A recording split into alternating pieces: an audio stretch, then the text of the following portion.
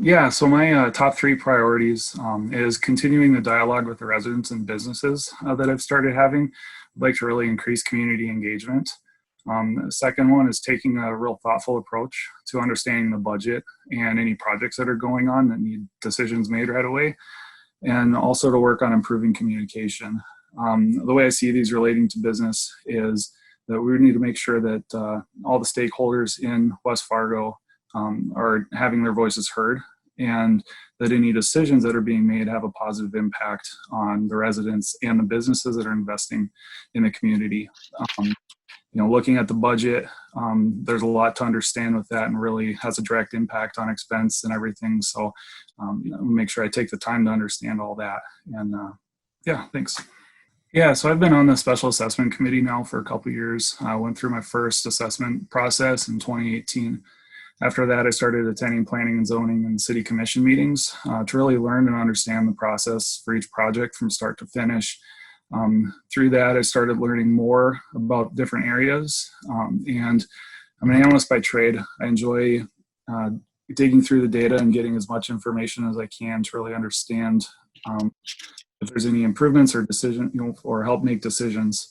I think also being a father has helped prepare me in this, and that it's taught me to be more patient and to listen to what others have to say before reacting.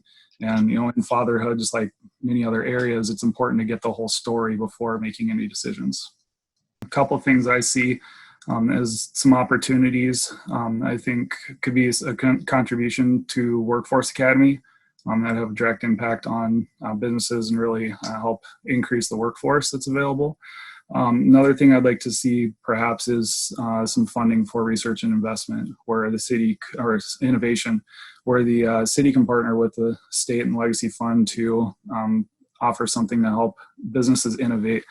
I work for a company that invests a lot in innovation, and I see what it does to the employees there and to the industry.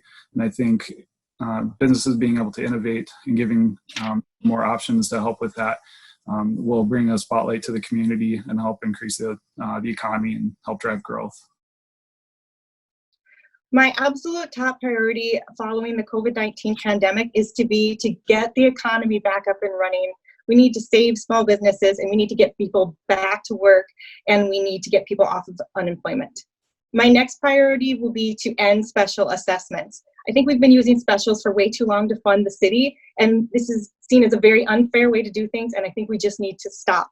I think instead implementing a low, sustainable, predictable tax would be a better way, and this will help draw businesses to our community, make us more competitive with Fargo.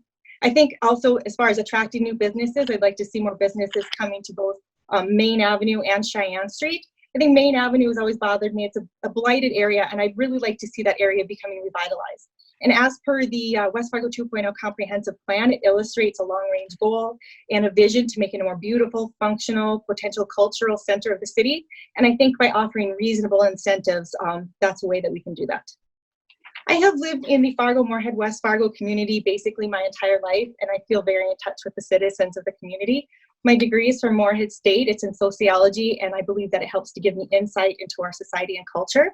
My pilot training has helped me to look at situations both critically and logically, which I think would carry over into the commission and having to make challenging decisions. I've worked as a pilot for nearly 20 years in the community, and I've worked for various businesses and individuals. And I'm very in touch with the aviation community, which I think would make me a very good liaison between the city and the West Fargo Airport as well. I also co-owned a small flight school, so I'm in touch and I understand with the challenges that small business owners face. I was co-president of the Ladome Kindergarten Center, so I've worked with a board of people in the community. I'm the current president of a local women in aviation group. I'm a mother, so I understand the needs of a parent. And I've also talked with multiple members of the community. And so I believe that these would all be things that would make me more prepared for an elected position.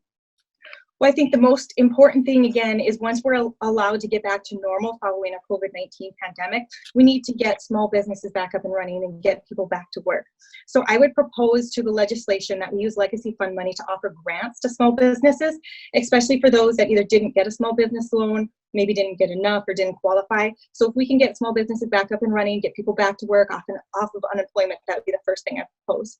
The next thing I would like to propose to the legislature is to use legacy fund money to help with the revitalization of existing infrastructure. I think to do this, we can directly offset special assessments, therefore reduce taxes.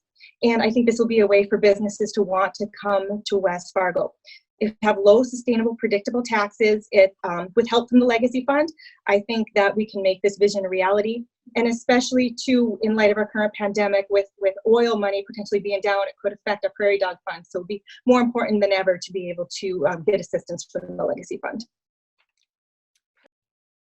Okay, thank you for the question. First off, it's kind of ironic because on Friday, if anybody reads the Wall Street Journal, and I hope you can see this up here, 1982 was the worst year of job claims we had, and it was 2.7 million. 2.7 million job claims. Look at what we have today. It's 22 million. This is the beginning, 50,000. This is the rest of them. Look at that. This is my priority, to get these people back to work, back on the job and off the job claims. That's very important for our community. Number two is work with our businesses, help them get open, doing what we can. As I'm sure you're aware, we waived the fees for our restaurants and bars. That's just a little part of what we could do. We're still looking at other ways to help out. And number three would be, especially once we get them up and running, we have to realize that that doesn't mean they're going to stay up and running. We're going to have to continue to help them.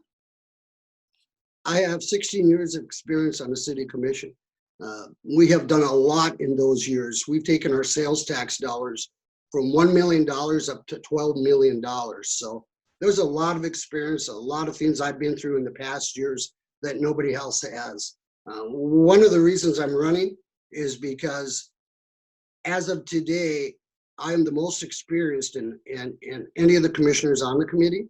And there's only less than 2 years of experience other than myself. So I think I'm well qualified for the position. I think I've done a good job while I've been in the position, and I continue to ask for your support. Thank you. Thank you for the question. Well, obviously, we want to use all the interest we can on that legacy fund and use it to the best of our ability. There is $6.8 billion sitting in there right now. I don't like to touch that money, quite honestly. I think we need to really save for the future.